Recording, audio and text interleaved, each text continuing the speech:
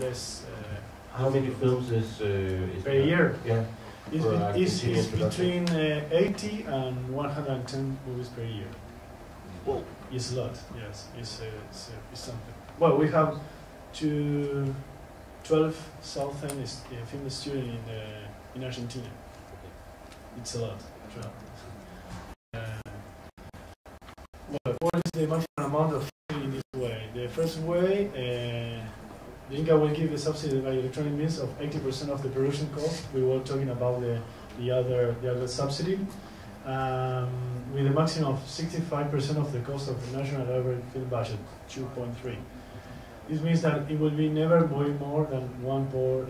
It's like almost 1.5. But it's something. You have to add to the other money to 250 something euros. Wait a minute. Somewhere.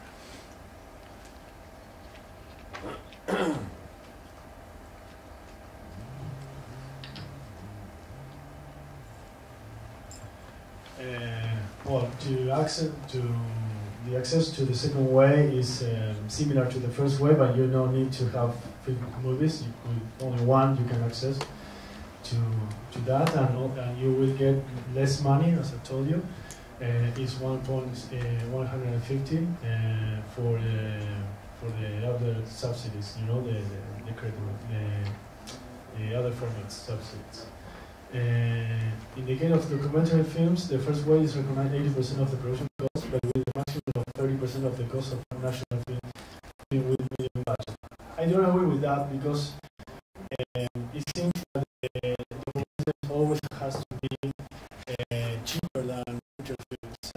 Sometimes it's not fair, but well, for me it's a personal opinion. If you watch a documentary like the Wire, they are expensive documentaries. We can do that. Nature documentaries in general. Absolutely, you can do that with that money in Argentina. So, but that's the rule, and we have to add to it. You get the 25% of the electronic media.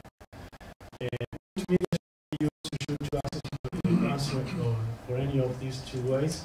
You can shoot in any format, AD, RED, DV, whatever you want, but it has to be finished in 35 millimeters.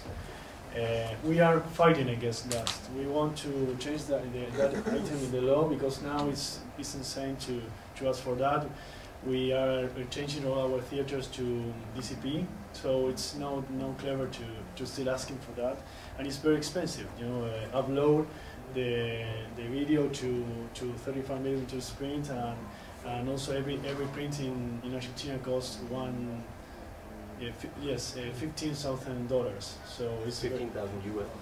Yes, like no, 1,500. Yeah, sorry. So it's even more expensive than Russian. It was 1,000. No? Yeah. So I believe we will change that. I'm pretty sure that next year it will change. Well, this is a resume.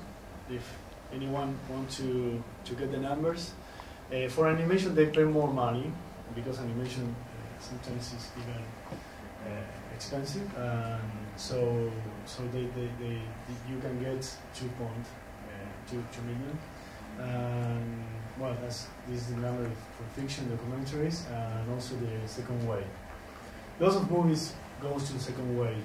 It's more probable that you get a co-production with a producer that can apply for a second way.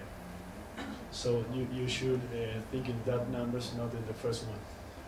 It's my recommendation. What else? Well, as I told you, this is the maximum top subsidy that you can get from Inca, and I put the website. I think everything is in Spanish, but you will find the rules, the resolutions, all the information I put here is there. It's not a friendly web page. They have to change. So I don't know when and why, but they have to do it because it's very difficult to surf it. I'm honest. Well, the way that they evaluate the projects is they have like two committees. I like the representatives of producers, directors, or national film industry unions. It's not exactly that. Also, it's a lot of lobby there. But well, it's the rules, and that's it. But well, you have two committees, and they say yes or no to your project. We need just a carpet with all the stuff in it. But you need that pre-classification in order to go forward with the shooting. When if they say yes, we want your project, you have your pre-classification. You have 1 year to shoot the movie.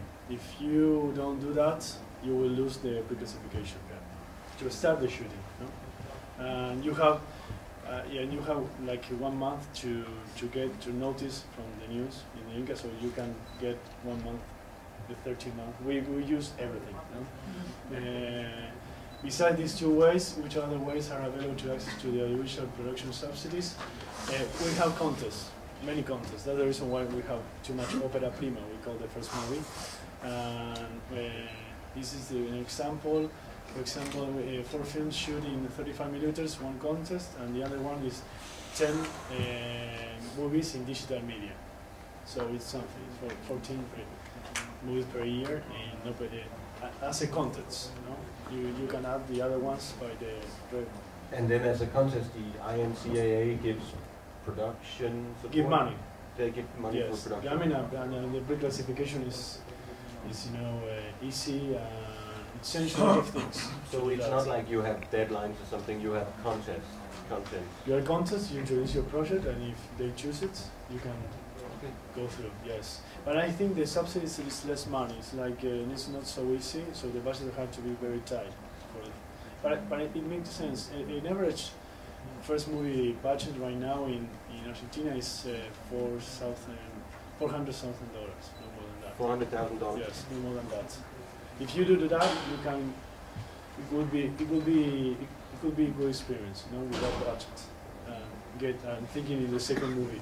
We have a lot of. How many shooting weeks will an average budget of $400,000 buy you for your? 3 to 4 weeks. 3 to 4. No more than that. Also, it's sad, but it used to be that a lot of first movie directors, they never ever again did another movie. Yeah. So it's very sad. But I think it's changing. It's more or less it's changing. Well, this is. I will send this to you, so you will have all the information. This is more what we need to co-production and how it works.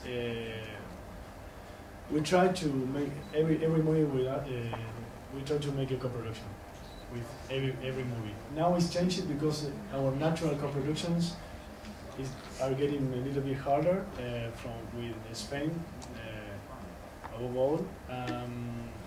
And it's something very, very real is happening in Argentina. Now we are making co-productions between us, between our companies.